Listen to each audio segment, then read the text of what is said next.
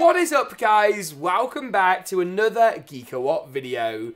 In this video, I'm going to be building an awesome small form factor gaming PC build featuring the brand new Intel 12th Gen chips. With an RTX 3060 Ti, DDR5 memory and a super compact Z690 motherboard, this is genuinely one of the most interesting builds we've put together recently. I'll be running you through all the components I chose for this build in today's video, covering off the build process from start to finish, before testing this system's mettle quite literally in some of the latest AAA titles. Let's do this. Let's kick things off by taking a look at our CPU, our motherboard, the RAM, and of course the SSD, the storage for this build.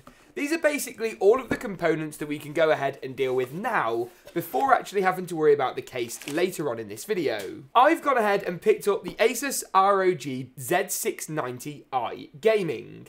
Now, picking up an ITX motherboard for the new 12th Gen chips is quite difficult, and Asus are one of the only manufacturers with a really good option on the market. Alongside that new larger LGA 1700 socket, you also get a pair of RAM DIMM slots. Obviously, you don't get 4, there's just physically not enough space. And then you get this monstrous array of M.2 heatsinks, connectors. It really is insane. But it doesn't end there.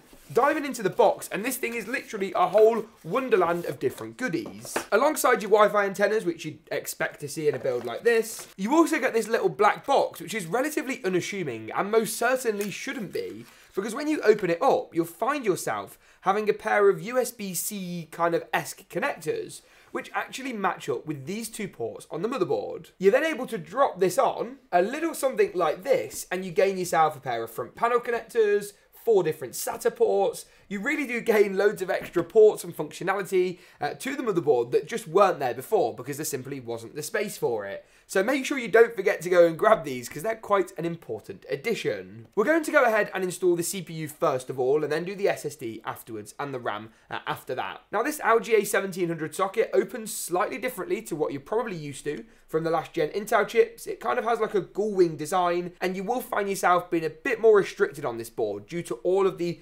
protruding elements, shall we say. Nevertheless, you'll still find yourself having plenty of room for our Core i5 12600K. It's going to install nice and easily into the socket, pop the cover down, the black socket cover will come nicely off, and then we can secure the socket into place. I'm going to go ahead and actually do the SSD, the M.2 drive next up. To do this, you want to go ahead and remove the M.2 covers on the very top of the motherboard. For us today, we'll only be installing the one drive, so we should just need to take off 2 screws, and I think that'll be about it. There we go. You want to then take off this sort of blue protector on the thermal pad. We won't be needing this one before actually going ahead and slotting in our 530. Now this drive here comes in from Seagate. It's their FireCuda 530 and it's my favorite Gen 4 NVMe drive on the market, full stop. With read and write speeds both in the region of 7 gigabytes per second on the 2 and 4 terabyte models, you really do get some absolutely incredible performance. And on the new 12th Gen chips, where even storage can become a bottleneck, it's an important addition to today's system. Before you actually go ahead and pop the cover back on, take off the second protection on that thermal pad, and this will very nicely create that thermal bond between the heat spreader and the SSD itself, keeping the more toasty Gen 4 drives nice and cool. Lastly then, the final core component to install onto the motherboard is just sitting over here.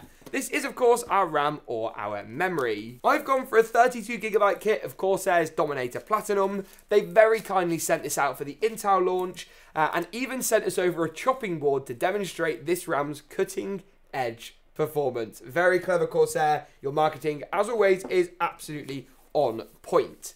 Now, these are actually the first edition as well, so they are numbered, the DIMMs. So these are some of the first 50 Dominator DDR5 DIMMs ever, which is a really cool memento. I will never, ever get rid of these. Now, I've gone for these higher, kind of less profile DIMMs because we're going for an all-in-one air cooler later.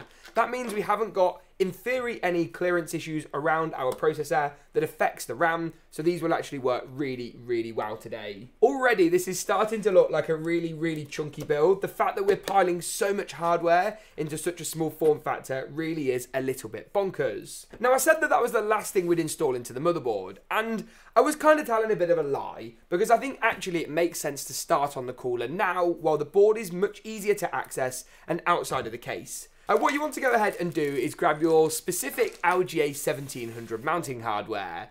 Because of the changes with the last gen and the new gen Intel stuff, you'll need to make sure your cooler is actually compatible with the motherboard and the CPU that you've gone for. So make sure you don't get caught out here. For this stage though, all you need to do is grab a backplate and then these male-to-male screws with thumb screws on top. We're going to slot the backplate through the rear of the board, pop on the thumb screws to each corner, and that's basically it as far as our CPU mounting hardware goes, at least for now. With as much done to the motherboard as we can possibly muster, it's finally time to take a look at the case choice for this system, Lee & Lee's Q58.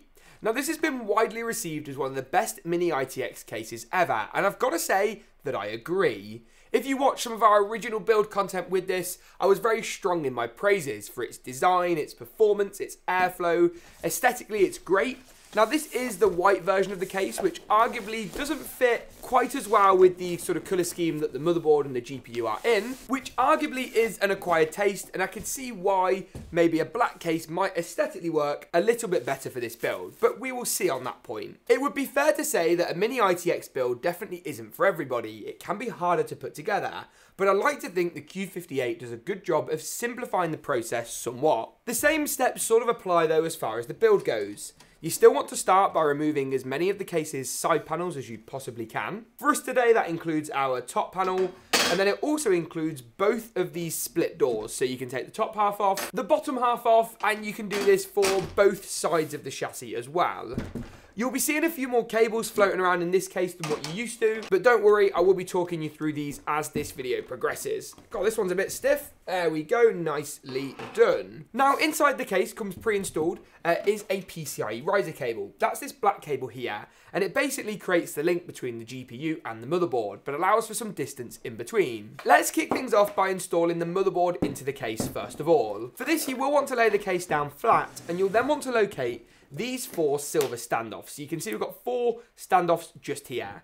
In an ITX case, you're only going to have 4 of these, and these are where you'll be installing the motherboard. The motherboard's rear I/O, so that's all of the ports and connectors on the rear of the board, will slot through this I/O cutout down the bottom of the chassis. You will definitely find this to be a little bit of a squeeze, but we can pop it in like so and secure it down on each corner. After you've done that, you want to take this PCIe riser cable and plug it into the top of the motherboard. Next up on the list is the power supply. Now, typically in a normal build, you go ahead and install the cooler first, or maybe even the GPU. But today I think it might make sense to put the power supply in beforehand, as this area is going to get clogged up and quite busy if we don't deal with this now.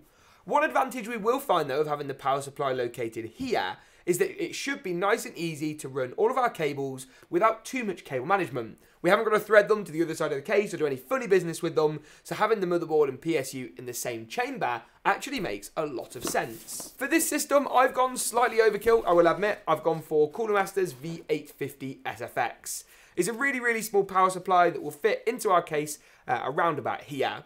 You will need to take the bracket off and install the modular cables in order to do this before popping the bracket back into place. That will just make your life a bit easier. Once the power supply is in, we can wire up the CPU and the motherboard. Any of our other wires will save for later once the GPU and the cooler are actually installed. Next up then, it's time for the GPU, meaning that oddly enough, we're going to do the cooler last for this video. Now this right here is the RTX 3060Ti. It's an awesome GPU from Nvidia, but you guys already know that. It's the Founders Edition card, which is one of my favourite variants of the 3060 Ti, and performs incredibly well at 1080 and 1440p. AMD have got fairly close with their 6700 and 6600 XT, but I think for me, Nvidia are still the king with their really powerful DLSS and much more mature ray tracing tech. Now, I appreciate how hard GPUs are to get hold of right now, and the crisis unfortunately doesn't seem to be easing. We've made dedicated videos talking about this, but all I can say is if you're here in the UK, get yourself on a pre-order waiting list, because the chances are you will get a GPU fairly soon. And if you're in the States, win a Newegg lottery, go to a Micro Center. I really do not know at this point what the best solutions are if you're looking to buy a GPU. The PCIe riser cable is already pre-installed, so we can push our little nubbin back, slide the GPU into place, and click it down a little something like so. You really can see how big of a GPU you can fit in this chassis, but from an airflow point of view, from a value for money perspective, I think this solution is going to be the best. Go ahead and screw it in, wire it up with a GPU power connector, and then we can finish this build off with our CPU cooler. something which will help to fill the void left in the chassis. And here it is, our CPU cooler. Now this right here is Corsair's H100i Elite Capellix. It's going to light our PC up like a Christmas tree today and look absolutely awesome. What I think I'm going to do is install the radiator first alongside our fans. It will be a bit of a squeeze once those fans are installed and take up quite a bit of room, and then I'll walk you through the water block to finish off the build portion of today's video. Installing the radiator at the top is pretty easy. You've got plenty of different mounting holes and studs and hardware up here to simplify the process, with our long screws going through the fans and then into the radiator. When it comes to installing the water block itself, you need to go ahead and pick up these metal brackets. These will slot onto the top and then onto the bottom of the cooler, and these are what support our new LGA 1700 socket.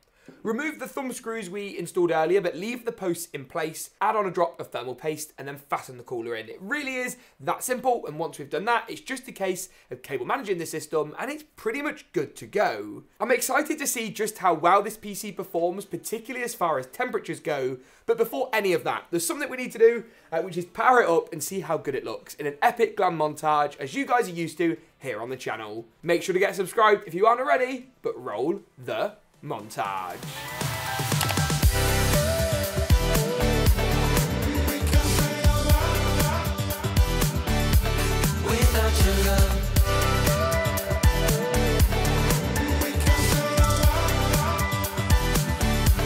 Without your love. Next up in this video, it's time to see just how well this system performs. Is a mini ITX PC like this with the new 12th gen chips simply a fire hazard waiting to happen, or a PC that provides some insane performance in a small form factor without running too warm? Well, today we're going to find out. On your screen now is a summary of all the results we were able to gather, testing both the latest AAA titles like COD Vanguard and Forza Horizon 5, and older, easier to run games like Valorant and CSGO.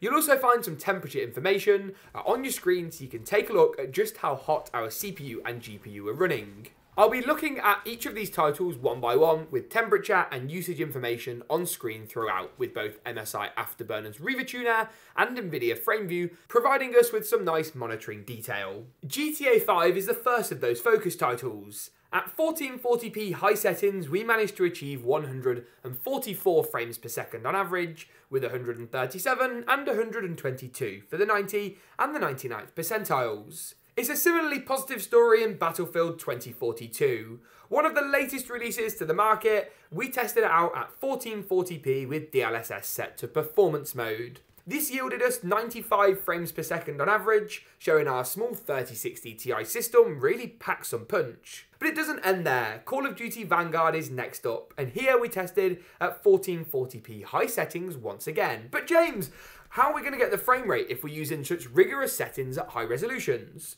Well, don't worry, 103 frames per second was a mightily positive result in COD Vanguard for us, and visually this title looked really, really fantastic. Forza Horizon 5 is next up today then. Here we tested out at 1440p once again using the game's inbuilt benchmarking mode.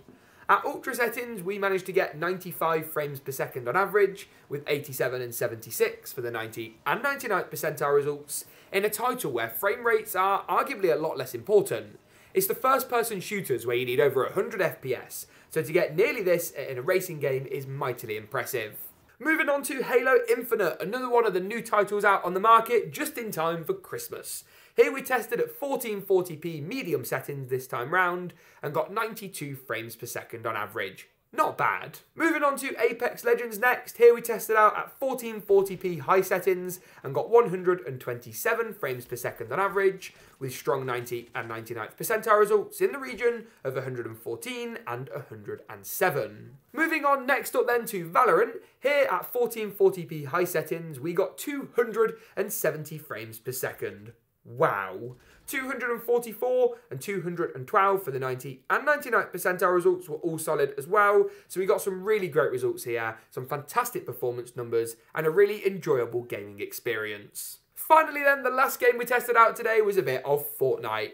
Here at 1080p competitive settings, basically where you tune everything down to low, set the render distance to high, we got over 200 frames per second, 210 FPS on average, with 191 and 164 for the 90 and 99th percentile results is a mighty good showing. With that though, that pretty much wraps it up for not only the benchmarks today, but the whole video. If you enjoyed this one, make sure to give it a like rating, get subscribed if you'd like to see more from us. Thank you very much for watching though, and as always, we'll see you in the next one.